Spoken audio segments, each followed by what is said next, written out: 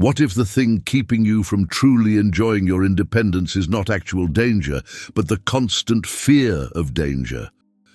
What if a few simple rules could transform that nagging worry into genuine peace of mind, allowing you to actually live your life instead of spending every day anxious about what might go wrong? I am 82 years old. I have lived alone for 7 years, and I am not scared. I am not anxious. I sleep well at night and enjoy my days because I have 5 safety rules that give me the confidence to live independently without fear. Rule number 3 is something my children begged me to do for years. I resisted because I thought it meant admitting I was old and frail. Now I understand it was the smartest decision I ever made, and I wish I had done it much sooner. My name is Della. I am 82 years old, and I live alone in Savannah, Georgia. I have been on my own for 7 years now, ever since my husband Raymond passed away after 53 years of marriage. When Raymond died, my children immediately started talking about me moving closer to them or into an assisted living facility. They were worried about me being alone. They imagined me falling with no one to help or having a medical emergency with no one to call for assistance. I understood their concerns because I had those same fears myself. But I love my home. I love my neighborhood. I love my independence. So instead of giving up my life, I developed 5 rules that allow me to keep it while giving both me and my children peace of mind. Rule number 1. I check in with someone every single day without exception. This is the most important rule, the foundation that everything else builds upon. Every single day, no matter what, someone knows that I am alive and well. This is not negotiable. This is not something I do when I remember. This is as automatic as brushing my teeth, and it takes even less time. The National Institute on Aging specifically recommends that older adults who live alone establish daily check-in routines with family members, friends, or neighbors. Research published in the Journal of the American Geriatrics Society has shown that seniors who have daily social contact experience better outcomes when emergencies do occur, primarily because help arrives faster when someone notices something is wrong. The difference between being found in minutes versus being found in hours can be the difference between full recovery and permanent damage, or even between life and death. Here is exactly how my system works. Every morning at 8 o'clock, I send a text message to my daughter that says, "Good morning, I am well." It takes me approximately 10 seconds. If my daughter does not receive that message by 8:30, she calls me. If I do not answer the phone, she calls my neighbor Irene. If Irene cannot reach me either, my daughter knows something is wrong and can take action. She has a key to my house. She knows my medical information. She can send help or come herself depending on the situation. This system has never failed in 7 years. It has given both of us peace of mind that is impossible to put a price on. Some people think this sounds restrictive, like I am reporting to someone every day, but it does not feel that way at all. It feels like connection. My daughter and I have exchanged more good mornings in the past 7 years than we did in the previous 20. Sometimes our check-in turns into a real conversation.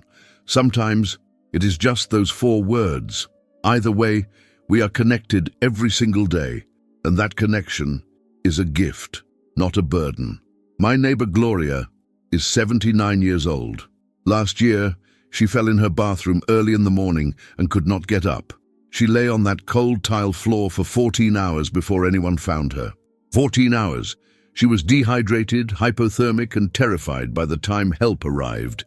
She survived, but those 14 hours caused complications that could have been completely avoided if someone had known to check on her sooner.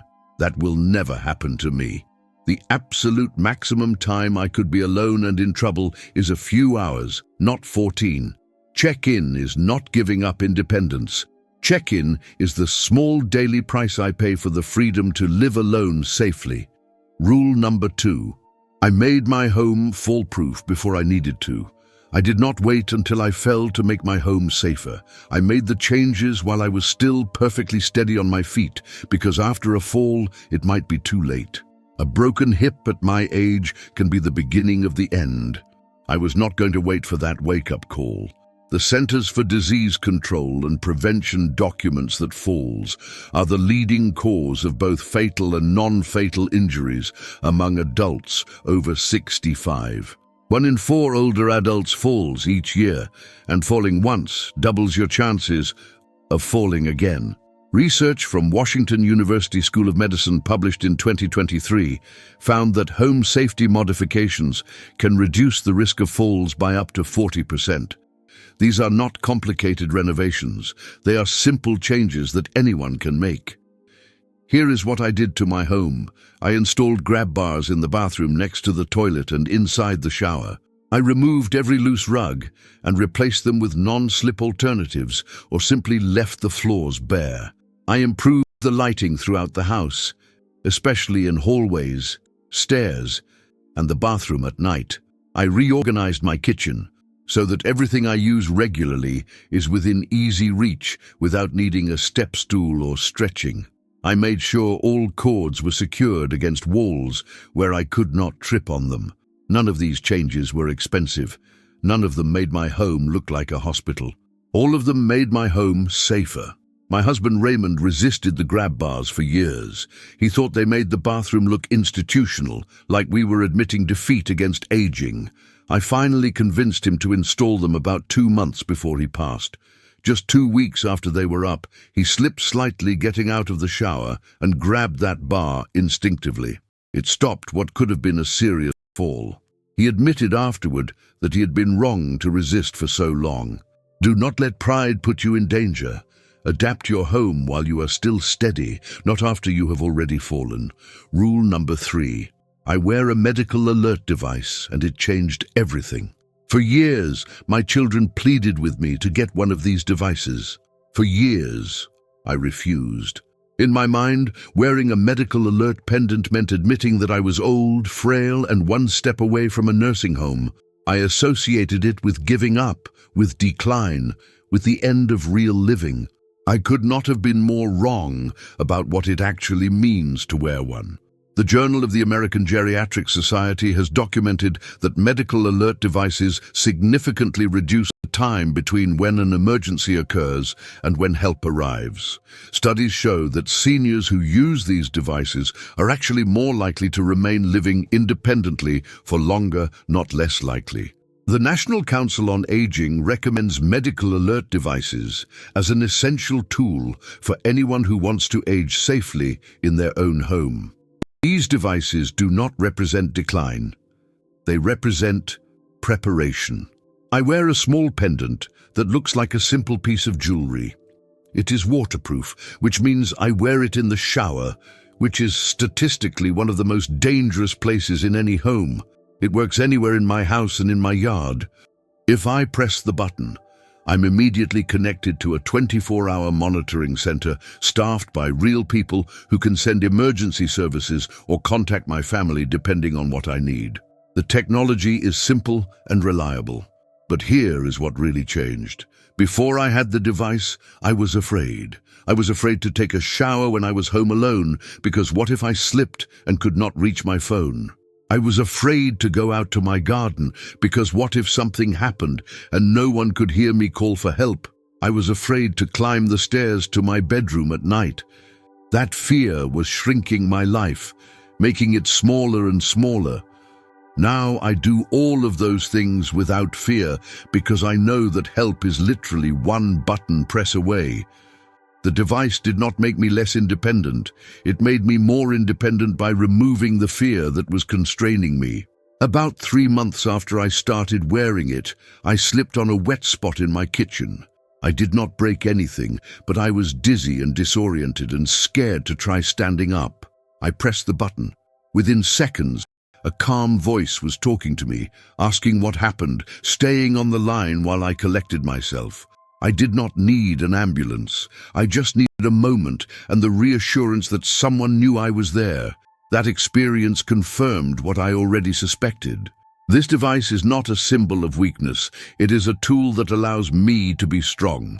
If you are resisting getting one of these devices because of what you think it represents, I want you to consider what it actually represents. It represents choosing to remain independent. It represents being smart enough to prepare for emergencies. It represents loving your family enough to give them peace of mind. My children worried about me constantly before I got the device. Now they worry much less because they know that if something happens, I can get help immediately. The device is not for me alone. It is for everyone who loves me. Rule number 4. I keep emergency information visible and updated. If something happens to me and I cannot speak, anyone who enters my home needs to be able to find out who I am, what medications I take, what conditions I have, and who to contact. That information cannot be locked inside my head, where no one can access it, if I am unconscious or confused. The American College of Emergency Physicians specifically recommends that older adults keep essential medical information in a visible location, typically on or near the refrigerator, because that is where emergency responders are trained to look. The National Institute on Aging suggests including a complete list of current medications with dosages, known allergies, existing medical conditions, physician contact information, and emergency contacts. Paramedics and emergency room staff can provide much faster and more appropriate care when they have this information immediately, rather than having to guess or wait. On my refrigerator, I have a bright red magnetic envelope that is impossible to miss. Inside that envelope is a single sheet of paper that I update whenever anything changes. It lists every medication I take and the dosage. It lists my allergies. It lists my medical conditions. It has my doctor's name and phone number. It has phone numbers for both of my children. It also has a copy of my advance directives, so that if I am able to communicate, medical professionals know my wishes. Updating this takes 5 minutes whenever something changes, and it could save my life. My neighbor Arthur is 77. He had a stroke at home last year. When the paramedics arrived, he could not speak at all. He could not tell them what medications he was on, could not tell them about his medical history, could not even tell them his own name in those first confused minutes. But they found his information sheet on the refrigerator, and suddenly they knew everything they needed to know. The emergency room doctors said that having that information immediately available allowed them to make treatment decisions faster. You may not be able to speak when you most need to communicate. Let your information speak for you. Rule number 5. I have a trusted person with a key to my home. At least one person besides me needs to be able to enter my home. If I am unconscious, if I have fallen behind a locked door, if I'm having a medical emergency and cannot get up to let someone in, how will help reach me? A locked door becomes a barrier between me and survival if no one can open it. The National Fire Protection Association has documented that delays entering residences during emergencies can cost critical time and sometimes cost lives. Seconds matter during a heart attack. Minutes matter during a stroke. If emergency responders have to break down a door or wait for a locksmith, those are seconds and minutes that could determine whether someone lives or dies, whether they recover fully or suffer permanent damage. Research in geriatric care consistently recommends that seniors living alone ensure at least one trusted person has access to their home. My daughter has a key to my house. She lives 2 hours away, but she could give that key to a local friend or neighbor if she needed to. My neighbor Irene, who lives right next door, also has a key, and I keep a spare in a lockbox with a combination that only my family members know, hidden in a location we have all agreed upon. If anyone needs to get into my house to help me, they can get in. I understand the hesitation about giving out keys. I had that hesitation myself. What if someone uses it to steal from me? What if I'm giving up control over my own space? But I thought carefully about who I was trusting, and I realized that the risk of not having someone able to enter is far greater than the risk of choosing the wrong person. I chose people I trust completely. The peace of mind is worth far more than anything material in my home. When Gloria fell and spent 14 hours on her bathroom floor, part of the tragedy was that her neighbors knew something was wrong. They noticed her curtains had not been opened that morning. They noticed her car had not moved. They knocked on her door and got no answer. But none of them had a key. They could not enter to help her. They eventually called the police, who broke down her door. But that was hours later than it needed to be. I refused to let that happen to me. My home is not a fortress to keep everyone out. It is where I live, and the people I trust need to be able to reach me.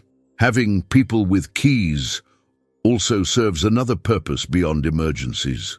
When I travel to visit my children, Irene checks on my house. When I was sick with the flu last winter, my daughter let herself in with groceries and medicine without me having to get out of bed.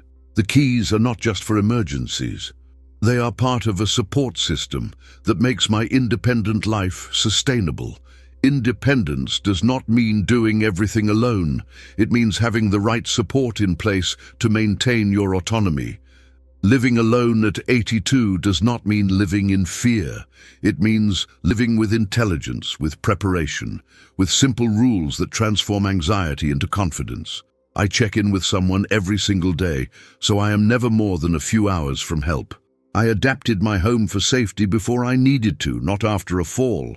I wear a medical alert device that gives me freedom instead of taking it away. I keep my emergency information visible so help can be faster and smarter, and trusted people can enter my home if I need them.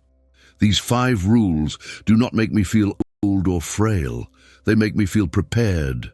And preparation is what allows me to actually enjoy my independence instead of being paralyzed by worry about what might go wrong.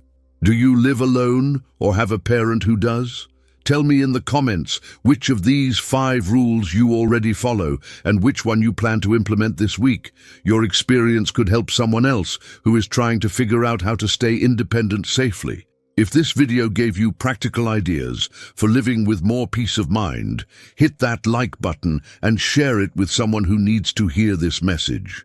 Subscribe to this channel for more real advice about living well and safely after 60, 70, and beyond.